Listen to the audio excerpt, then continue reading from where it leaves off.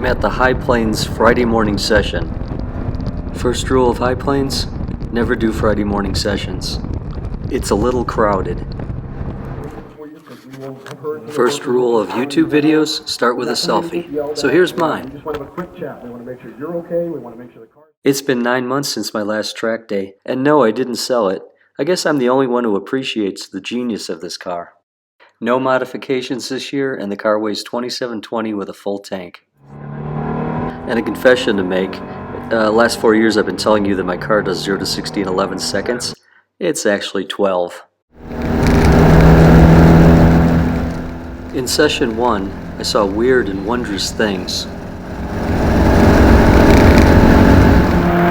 Thought about how lovely it would be to have a Mazda Speed 3. Or perhaps a Mercedes AMG GT. And drove around corners following the pack. I almost got to see somebody spin off the track. I ended up with 3 clear laps, none of which were good, 3.7 seconds slow. Could be a long day.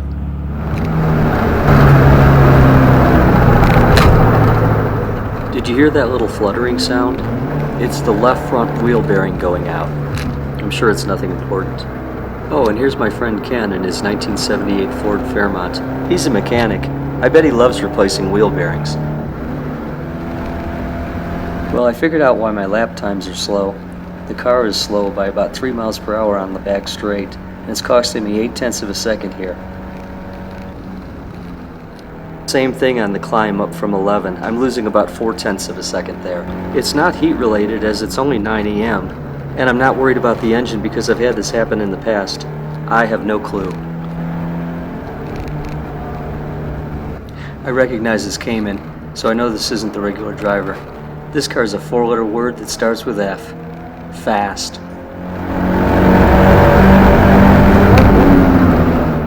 Yeah, somebody else is driving it.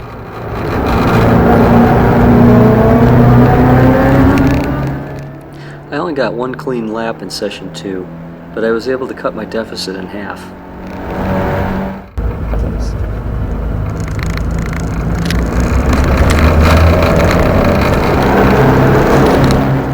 More traffic, and yes, I know I'm part of the problem, not part of the solution.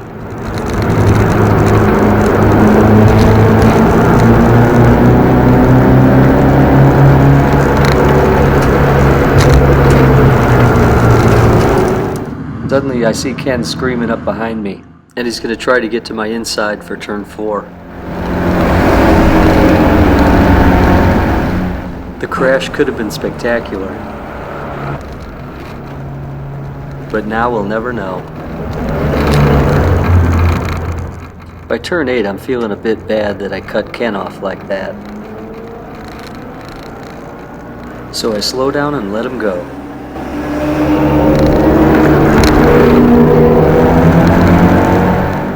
But that allows this Miata to get up right on my tail. Looks to be a 95M edition. I used to own one. Miatas make a great track car. Lightweight, handle well. Parts availability is fantastic. If I was smart, I'd still have one. Well, there you go.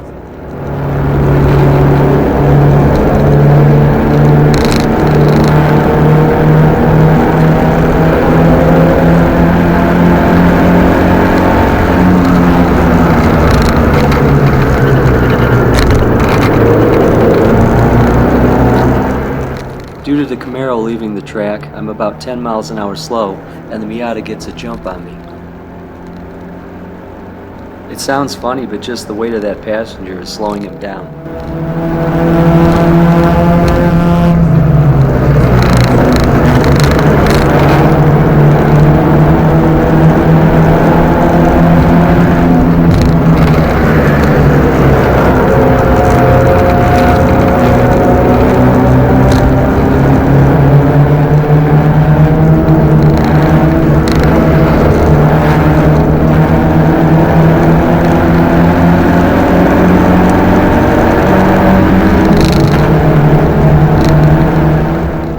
I seem to be keeping up with the Mazda, and maybe it's the draft, but at 85 miles an hour I back out of it just slightly, probably realizing I'm not going to get past the Civic.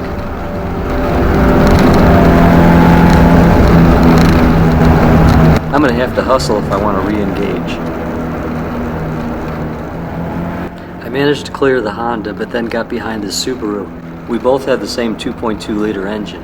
Well, that's a powerful engine, it's going to be hard to get past.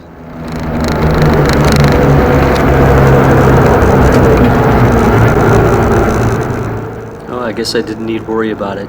The Miata's got to go talk to Glenn.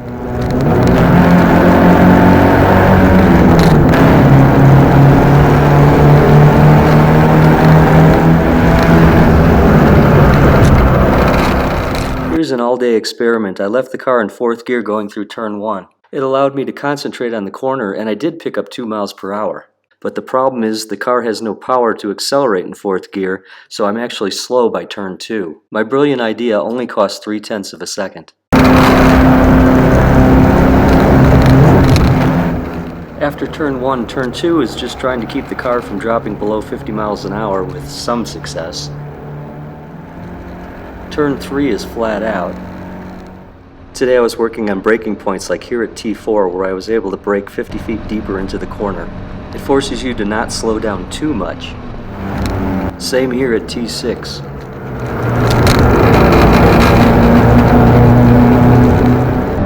T7 is flat out. Well, if you have 137 horsepower. T8 is the slowest corner on the track, and it's the one where I could legitimately use 2nd gear. But the time I save by accelerating faster in 2nd gear, I lose by having to downshift and then upshift. 9A and B are flat out. 10's a thrill ride. Tap the brakes, hit the curb at 72 miles an hour, and then hope you don't go off on the left side. 55 is the fastest I've ever taken turn 11, but notice how I don't have any acceleration at all here. The corkscrew is the craziest corner, but I love it. Again, I'm braking a little later.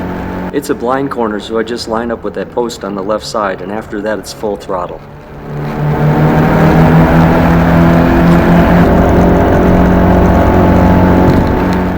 So session 3, 1 clear lap, and I gained an entire 1/10 of a second over session 2. Oh, see that GPS speedometer? Somebody didn't get the dash camera turned on. Don't pay too much attention to it, it's pretty much wrong.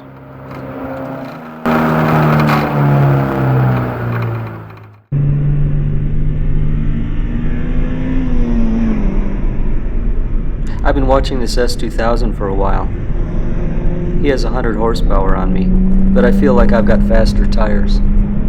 Their driving skills look good, so let's see if I can keep up.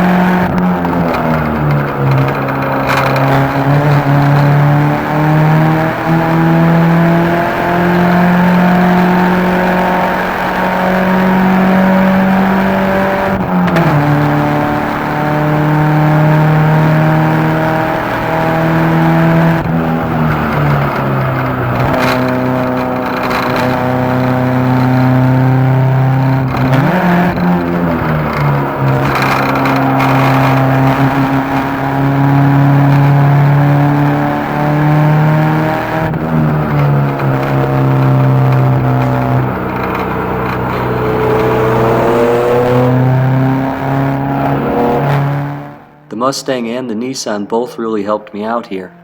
And I think that point buy was meant for me, so thank you, Honda driver.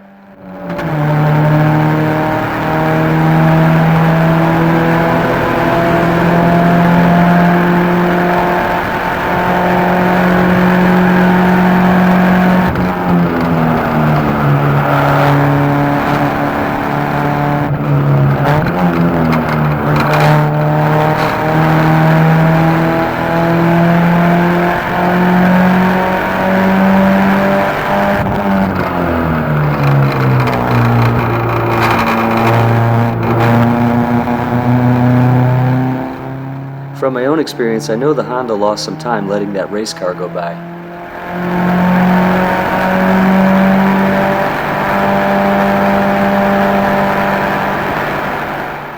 I recognize this car. It's pretty fast. I want to let it get by at turn 8, but without letting the Honda through.